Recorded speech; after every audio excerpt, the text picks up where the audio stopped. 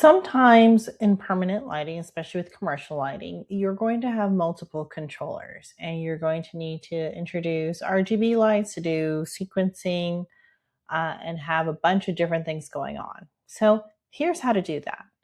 Let's go look at our permanent lighting. In our initial training, you learned how to just do one group. Now you're going to learn how to add two groups. You should have a group per controller that you are installing in whatever commercial building that you're designing for. So group one, group two. If we wanted a group three, we would just hit add group again and it would give us a group three. But let's start off with group one. So to work with each group, you'll see this drop-down menu and you can choose between which ones you're working on. So in this case, let's go ahead and let's say that our top row is going to be blue, gently sequencing into pink, just like that. So we've got blue going into pink. We'll choose the spacing that we're wanting. And then after that, you can start drawing just like you did before, strand, trace, single light, all that. So let's say our top level is going to be the colors that we were kind of looking at, right? So we've got these colors going on, and then we'll click again right there. And then we have some nice colors right here. I'll let go of it right there. Oh, didn't mean to do that. Here we go. If that ever happens to you, just click on it and stretch the little ears and that'll fix it. So we've got our top sequence of colors, right? It's just slowly going to one to the other. It looks beautiful, great. And now we're going to do a second color sequence right below right here, just to show you guys how that works. So now we can go to group two and you're going to create your own pattern for group two. So maybe group two is something completely different. Let's say we are going from teal. So let's get rid of the white now. So teal. And the teal is slowly going into, let's say the teal's going into blue now. So we had blue into pink and then teal into blue. So now we can draw that same thing, but on a different row. So we've got the teal coming back. And let's just say, I mean, not that you would install it right here, but let's just say we were, right? We've got two different rows of two different things doing their own thing. And we can bring down that lighting if we need to. And then let's take a look at what that animation preview is going to look like. So now you've got two different sequences going on at the same time, which is so cool, right? You've got your group one, group two. This is how you are, designing for two different controllers. This is not something that AI is going to give you. So in addition to that, here is another thing that you can do. So it might be the case that you also have some RGB lights that you want to sequence out as well. So in that case, you can do one or two things. You can, if you already like the size of the lights as they are, just go ahead and do single light and you can add a light and then turn it around, however you need to, make it bigger, make it smaller. I think these are not quite the right size for what I would expect, I mean, it's not bad, but you can also add a yardstick just like we did before and make one that's much, much bigger, right? So we can do that too. So let's say we're doing a group three and the group three is going to do a whole different sequence from the ground. And we'll have those sequence out the way we want them to. So I'm going to add a group. We are now in group three. And in group three, let's say it is staying blue and then slowly sequencing out to pink. And then it's going to go to teal. So now it's integrating all three colors that we are designing with, right?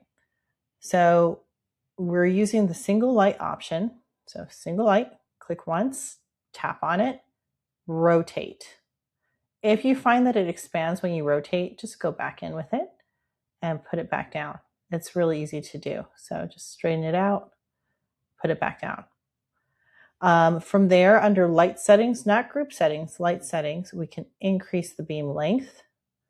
We can do the width if you need it to be like a fatter beam, and then increase the length, however you need to do that. We can increase the opacity, whatever needs to happen for that particular area. And then we can duplicate it, right? So we can duplicate, and then I can move it to this pole.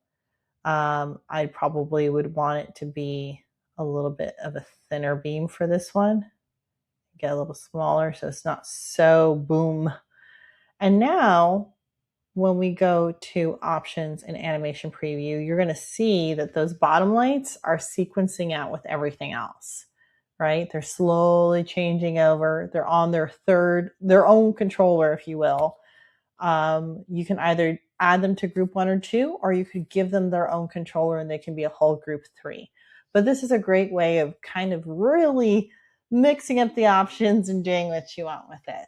So the other question that people often ask me is, what if I want things to cycle through faster, like the animation, or the animation's too fast? How do I slow it down? So there's a lot of answers to that. And here is basically the summation of what that is. So when you have the color changing, the more colors you have in a row before you color change, the slower the sequencing is going to appear.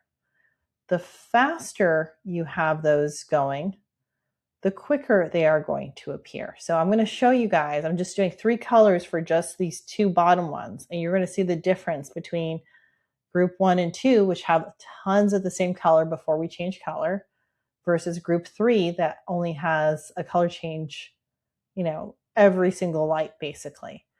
So let's look at that animation preview. Do you see how fast those are going? And that's because they're going from one color to another very, very, very quickly. If you want to slow this down, you need to have more than one color in a row of the same color. And if you want it to go really slow, then again, the more color you add, the slower it's going to go. So even just adding 4, let's look at the difference, like 4 or 5 of the same color. Still decently fast, but much slower. Still faster than when we had it before with like 10 in a row of the same color. But that gives you an idea of how it looks or why it looks the way it looks. It's really important to make sure that whatever you're designing, that it looks the right way and feels the right way. So I always say the longer marbly look is going to be the best option. I think things look really amateur when it's one color right after the other in sequence, even if you have 12-inch spacing. So I'll show you an example of what the 12-inch spacing looks like. So this would be 12-inch spacing as opposed to like 9 or something else. So even at something like 12-inch spacing, even though there's more space in between, it's still not going to look quite the right way that you would want it to if it's one color after another. So let's take a look really quickly at the group setting on this one. We'll go to, let's see, I guess it's this one here. And I'm just going to show you guys, instead of that nice smooth marble look, what's going to look like if we just have one sequence right after the other. So let's say we're doing this sort of thing. Do you see how harsh that looks in comparison to this at the top? That is a big difference. If you want professional, architectural looking lighting, you must use the same color quite a bit before you change colors, which is what you're doing in real life too. When you do these installations and you show people how it works, this is going to look the best. This does not. Even if you were doing, kind of kitschy Halloween colors or something, it's too dizzying. Always, always, always go with a longer set of lights before you transition into the next set. It's more visually appealing.